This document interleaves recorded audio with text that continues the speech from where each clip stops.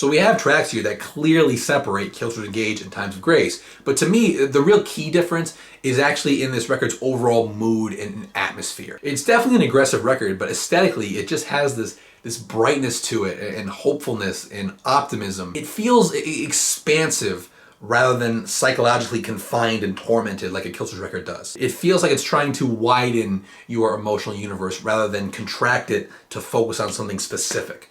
And because of that, it ends up having a very positive and uplifting feel to it. And of course, that ends up being mostly reflected in the lyrics here. A song like Live and Love, which is pretty self-explanatory, but has a simple and sweet message that definitely feels a little contrarian for metal lyrics. Hope Remains, that's another one where you can kind of gauge it from the title alone. The song Willing, which is what I believe was the single for the record. And then even more telling, the songs that do take a darker lyrical turn, like End of Days, like End of Eternity, they still end with some sort of spiritual upswing. Even the most destitute song on here, which is Fall from Grace, the closer, still ends up being about having the resolve to not hit rock bottom. And there is another really key departure from the Killswitch Engage stuff, particularly from the Howard era up to that point. Because you see, Howard's lyrics, think like On Sorrow, End of Heartache, It Still Beats Your Name, they were about uplifting you by taking you directly through pain. You feel like shit, I feel like shit, this sucks, hopefully it'll end, but you're not alone. Right? That's kind of the message of the Howard Jones stuff. Jesse's lyrics, though, on this record,